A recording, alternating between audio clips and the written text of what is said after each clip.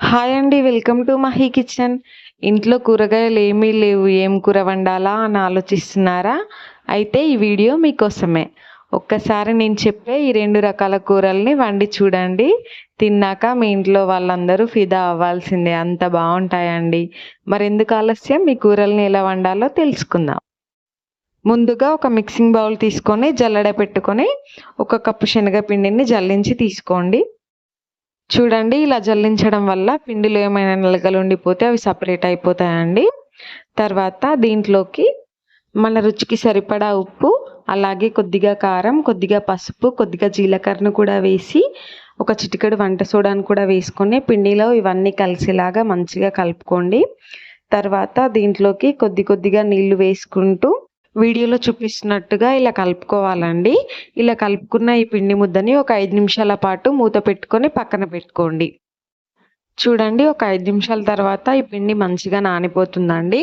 ఇప్పుడు ఈ పిండిలోంచి కొద్దిగా పిండి ముద్దను తీసుకుంటూ వీడియోలో చూపిస్తున్నట్టుగా ఇలా కుడుముల్లా ఒత్తుకొని తీసుకోండి. ఇప్పుడు వీటిని వీడియోలో చూపిస్తున్నట్టుగా ఇలా ఇడ్లీ గిన్నె తీసుకోండి. దాంట్లో 2గా వేసుకొని ఇడ్లీ పాత్రలో వాటర్ వేసి వీటిని అందులో ఉంచి మూత పెట్టి లో ఫ్లేమ్లో ఒక 15 నిమిషాల పాటు ఆవిరి మీద ఉడికించుకోవాలండి. చూడండి, ఒక 15 నిమిషాల తర్వాత ఇలా మంచిగా ఉడికిపోతాయండి. ఇప్పుడు వీటిని ఒక ఫోర్క్ సహాయంతో వీటన్నిటిని ఒక ప్లేట్లోకి తీసుకొని వీడియోలో చూపిస్తున్నట్టుగా ఇలా చిన్న ముక్కలుగా కట్ చేసి పక్కన పెట్టుకోండి.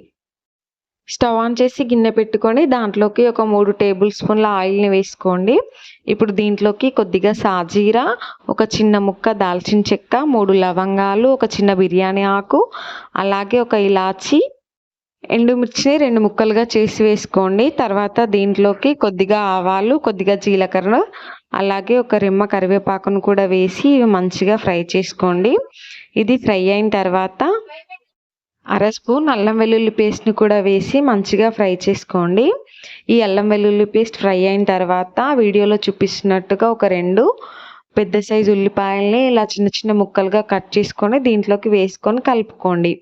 తర్వాత ఒక చిటికెడు పసుపు వేసి కలిపి మూత పెట్టి ఒక 5 నిమిషాలు మగ్గించుకోండి. చూడండి, ఒక 5 నిమిషాల తర్వాత ఇలా ఉల్లిపాయలు మంచిగా మగ్గిపోతాయండి. ఇప్పుడు దీంట్లోకి మన రుచికి సరిపడా ఉప్పు, కారం, కొద్దిగా ధనియాల పొడి, అలాగే ఒక చిటికెడు గరం మసాలా కూడా వేసి కలుపుకొని ఒక 3 నిమిషాలు ఉడికించుకోండి. ఇది ఉడికిపోయిన తర్వాత ఇప్పుడు దీంట్లోకి ఉల్లిపాయలు మునిగేంత వరకు చింతపండు రసాన్ని కూడా వేసి కలిపి మూత పెట్టి ఇంకో 5 నిమిషాలు ఉడికించుకోవాలి. చూడండి, ఒక 5 నిమిషాల తర్వాత చింతపండు రసం కూడా ఇలా మంచిగా ఉడికిపోతుందండి. ఇప్పుడు దీంట్లోకి మనం కట్ చేసి పక్కన పెట్టుకున్నవి కూడా వేసుకొని కలిపి ఇంకొక 3 నిమిషాలు అలా ఈ చింతపండు రసంలో వీటిని ఉడికించుకోండి. అంతే అండి, ఒక 3 నిమిషాల తర్వాత దీంట్లోకి కొత్తిమీర వేసుకొని స్టవ్ ఆఫ్ చేయండి. నా దగ్గర కొత్తిమీర లేదండి, అందుకే నేను వేయట్లేదు. మీకు వీడియో నచ్చితే సబ్స్క్రైబ్ చేయండి.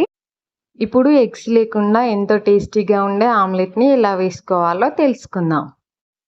ముందుగా ఒక మిక్సింగ్ బౌల్ తీసుకోండి. దీంట్లోకి 3 టేబుల్ స్పూన్ల శనగపిండి, అలాగే చిన్నగా కట్ చేసి పెట్టుకున్న ఒక 2 టేబుల్ స్పూన్ల ఉల్లిపాయలను కూడా వేసుకోండి. తర్వాత దీంట్లోకి మన రుచికి సరిపడా ఉప్పు, కారం, కొద్దిగా పసుపు, అలాగే ఒక చిటికెడు జీలకర్ర, కొద్దిగా ధనియాల పౌడర్ని కూడా వేసి మంచిగా కలుపుకోండి. తర్వాత దీంట్లోకి కొద్దిగా నీళ్లు వేసుకుంటూ ఈ వీడియోలో చూపిస్తున్నట్టుగా ఇలా మంచిగా కలుపుకొని పక్కన పెట్టుకోండి. ఇప్పుడు దీంట్లోకి ఒక 2 టేబుల్ స్పూన్ల ఆయిల్ని కూడా వేసి కలిపి పక్కన పెట్టండి.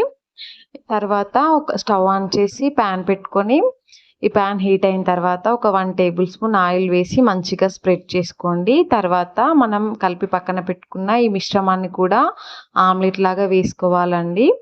వేసుకున్న తర్వాత మూత పెట్టి లో ఫ్లేమ్లో ఒక 5 నిమిషాలు ఉడికించుకోవాలి. చూడండి, ఒక 5 నిమిషాల తర్వాత ఒక సైడ్ ఈ ఆమ్లెట్ మంచిగా ఉడికిపోతుందండి. ఇప్పుడు దీన్ని రెండో వైపు కూడా టర్న్ చేసుకోవాలి. ఇలా రెండో వైపు టర్న్ చేసిన తర్వాత ఒక 3 నిమిషాలు లో ఫ్లేమ్లో మూత పెట్టకుండా ఉడికించుకొని స్టవ్ ఆఫ్ చేయండి. అంతే అండి, ఎంతో కమ్మగా ఉండే మన శనగపిండితో చేసిన ఆమ్లెట్ రెడీ. మీకు వీడియో నచ్చితే లైక్ చేయండి, షేర్ చేయండి, సబ్స్క్రైబ్ చేయండి. Thank you.